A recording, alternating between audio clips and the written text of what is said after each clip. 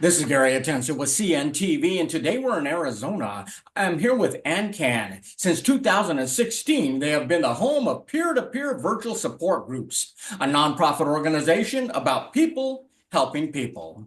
I am here with the founder and speaker, Richard. Thanks so much for joining us here today. I'm going to start off a little bit about yourself. First of all, you are a serial social entrepreneur with a background in finance and real estate. You were diagnosed with advanced prostate cancer in 2007. It quickly became apparent to you there was inadequate support. First of all, share with us what life was like prior to your diagnosis. Life was good. I was very active, uh, mostly endurance, cycling and running, maybe as many as 3,000 miles a year. And I was involved in a few other various nonprofit activities. I'd switched into nonprofit, about 12 years before I was diagnosed, and I was doing different nonprofit activities. Wow. I mean, probably quite a shock to you to be put in that position. Like you, when I think about this, like you, there are people out there. The world is filled with people living with various conditions and situations. Because of digital technology today, is support in general more readily available than it was for you back in 2007, would you say? Oh, oh my gosh, yes, Gary, it certainly was. And what was available to me at the time was some very effective and very helpful physical support. Going to a support group, learning from people who are peers. I was very fortunate enough to have a group close to me that was very knowledgeable. But of course, one problem with support groups is that the level of knowledge varies greatly, and how dependent you are on that Yeah. knowledge. Um, but what we saw were people coming into that group from some very remote places. And they only had the opportunity to join the group when they came into the San Francisco area. I was in Marin. They came into the San Francisco area to get treatment. And so it dawned on me that we needed to make this virtual so that anybody could access support Yeah. anywhere they wanted from peers. I mean, obviously, it was limiting of what people could be involved with. As you know, when a person is living with serious and chronic conditions, I mean, it can be lonely and isolated.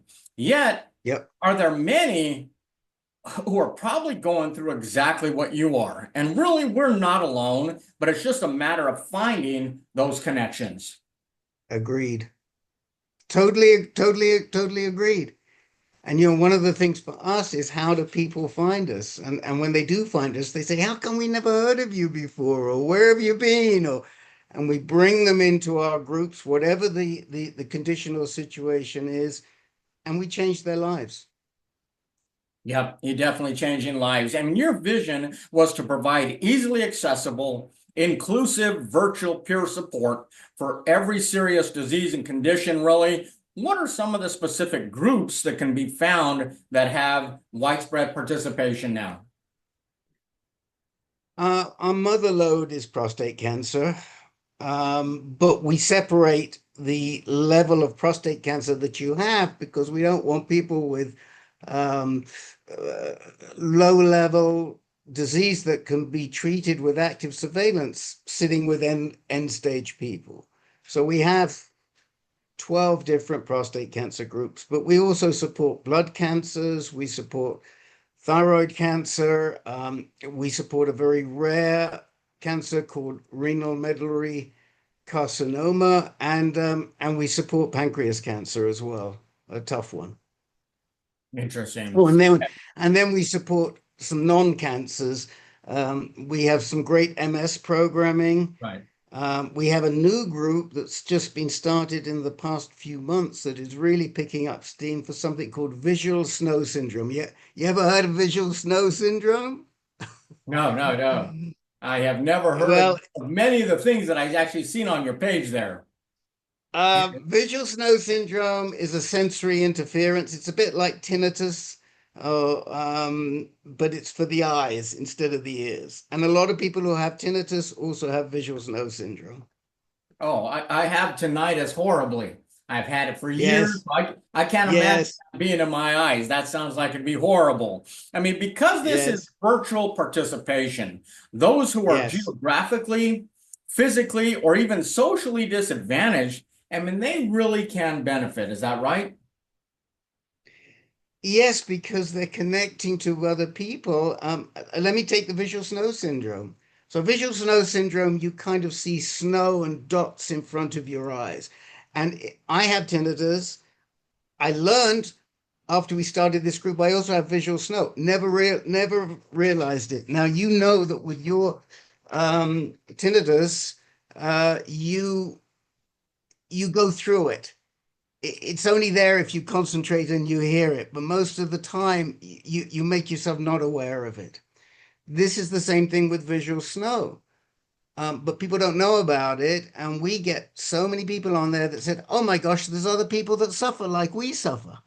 That they have this visual interference, and they thought they lived on their own. That's exactly what our mission statement and our purpose is, to bring people together so they can relate to peers, and they get it. They I they mean, they, they feel like other people get them and they get it. what a relief for these people to find other people they Yep. can connect with. I mean, your organization shows others how they can be their own best advocate. Is Yes. advocacy one of the cornerstones of your organization? I mean, what does advocacy mean to you? So advocacy is on two separate levels.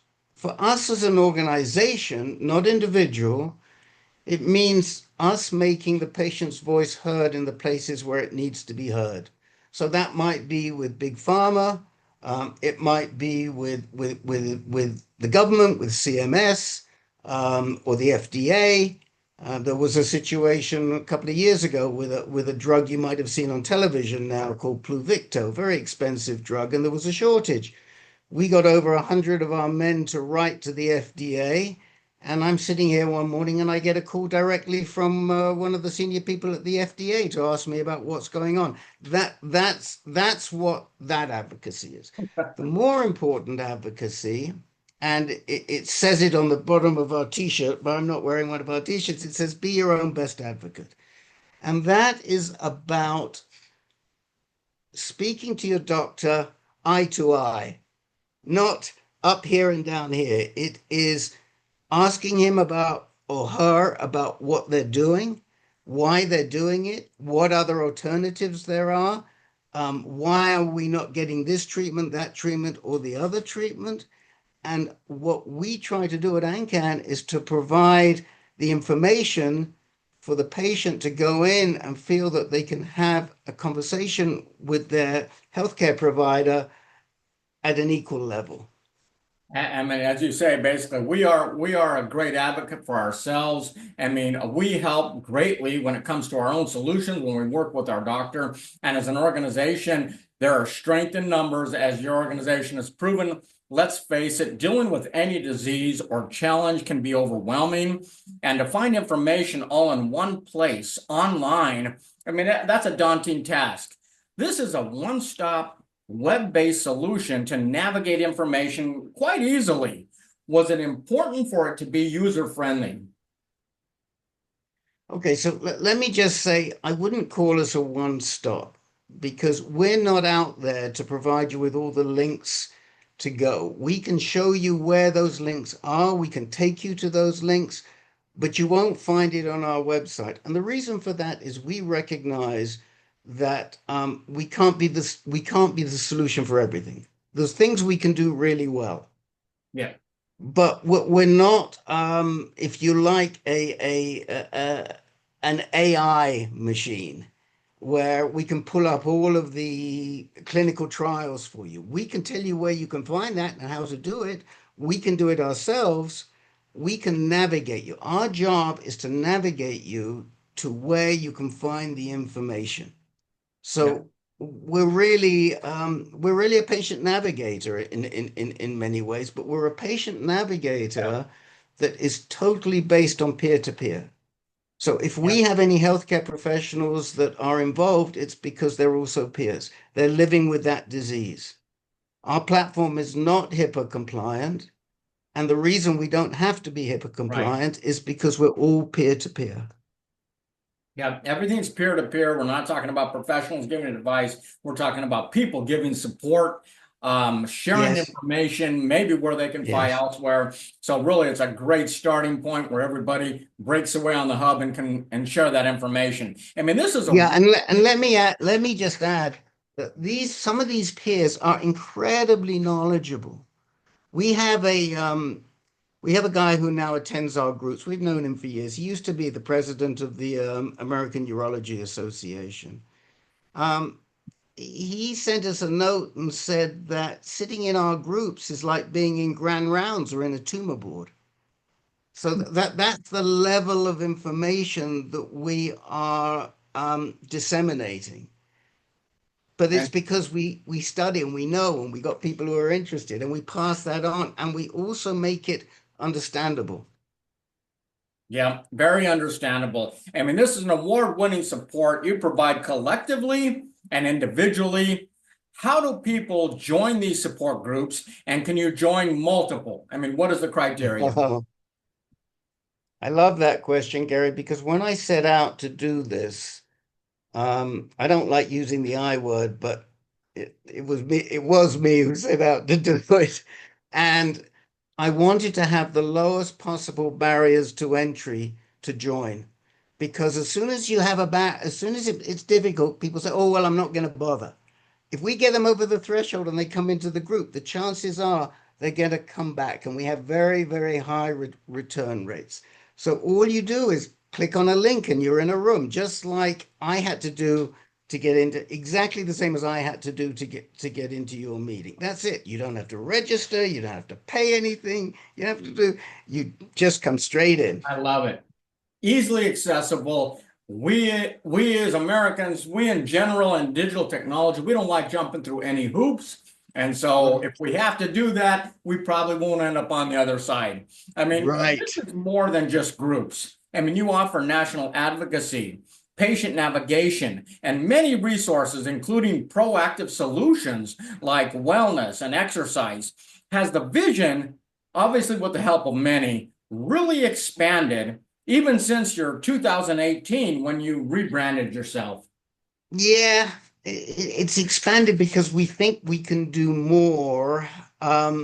Certainly in the area of like of mental health. So I would say the two areas we've probably moved into outside of specific disease is mental health support, where we have some men only groups, we have women only groups, we have groups for veterans to speak about their mental health. We have an art, a monthly art class. We have a monthly creative writing class, which is very much a mental health because people are expressing what they may not be able to express in everyday words through their writing or through their art. And the other area that I think we've really addressed is helping veterans. Yeah, So we have groups that specifically um, navigate you regarding your benefits and your health care. So we do what a VSO would do, a voluntary service officer, but I think we do it better. And we do it for people all over the country. So when you come into one of our groups, the chances are you're going to be sitting there with people from across the country and sometimes from across the world. that's exciting. Definitely a resource for many people across the board. And we're talking about art, webinars, blogs, even social media. There really Yep. is something for everyone who is seeking support. Your Yep. newest is the ANCAN Patient Forum. Can you kind of touch on that before we let you go? Oh, yeah. So the ANCAN Patient Forum is one of our failures, I have to say. Why one of our failures? Because we just haven't had the pickup. We wanted to create a backdrop to the groups where people could connect with each other outside the groups between meetings.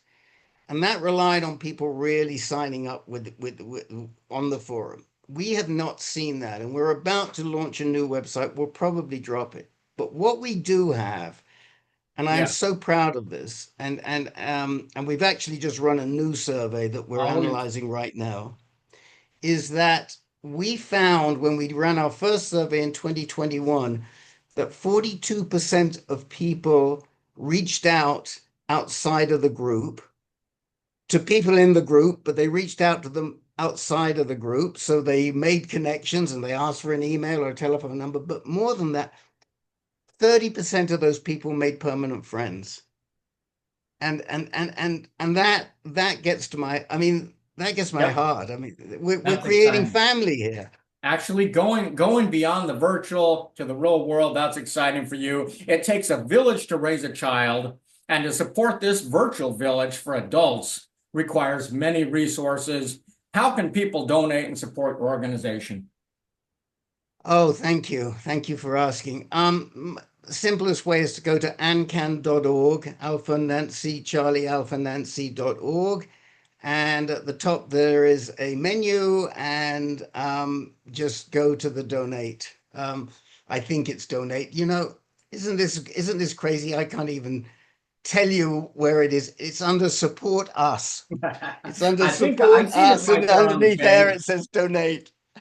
I've seen it right on your website. You can actually go to the donate right there. Easy way for people to get involved. I mean, Yeah. Richard ANCAN, which originally meant Answer Cancer Foundation, arose out of the efforts of its founders, who were already active with many other organizations prior.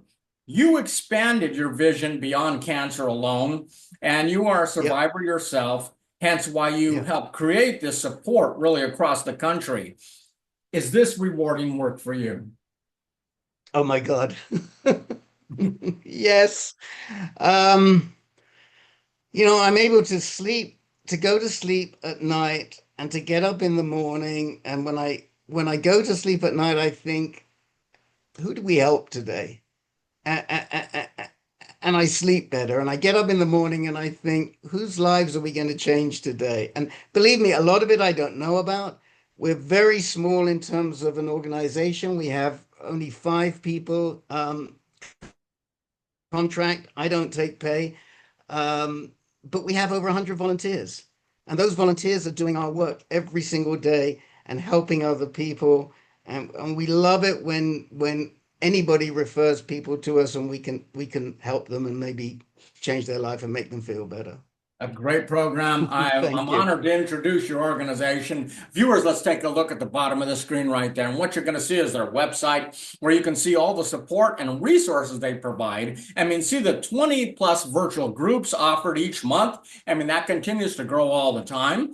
Read the great testimonials on the site as well. And if you are seeking answers, support, and navigation that will empower you in your specific situation, reach out today. Once again, that is ANCAN. Be your own best advocate. This is Gary Atencio with CNTV. And if you don't know, now you know.